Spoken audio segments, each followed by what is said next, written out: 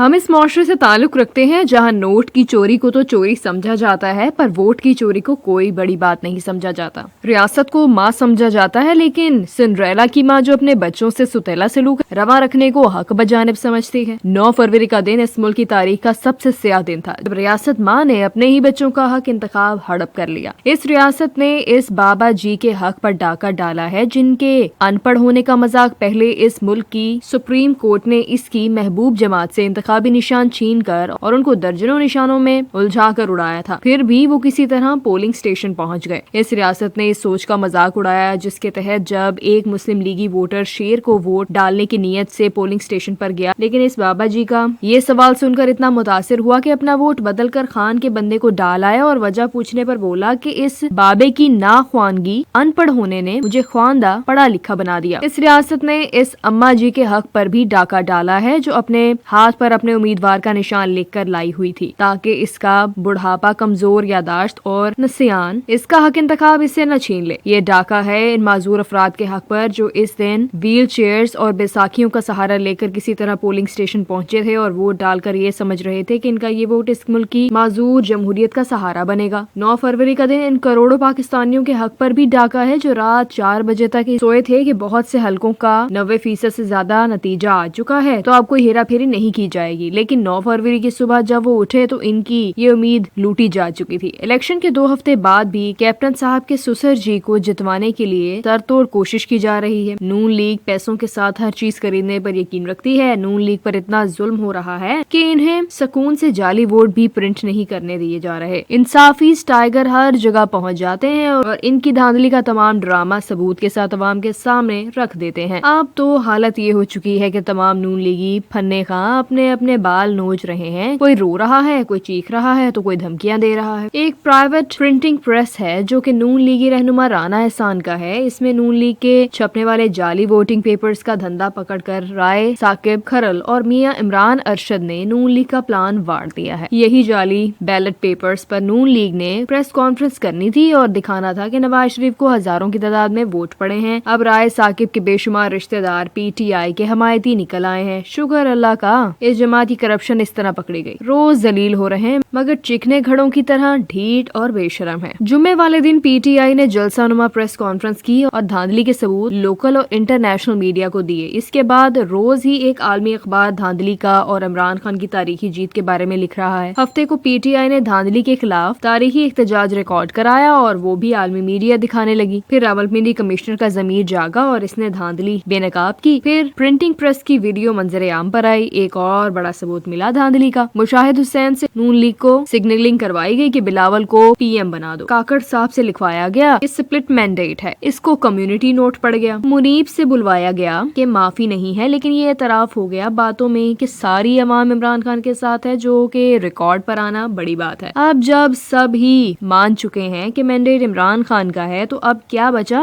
زبردستی P D M نافذ کرنے کا نتیجہ تو سب 16 مہینوں میں دیکھ چکے ہیں۔ اب اس کو ڈریگ کر کے مزید نقصان ہی ہونا ہے۔ پورے پاکستان کے مینڈیٹ کا احترام ملک کو تیزی سے آگے لے جا سکتا ہے۔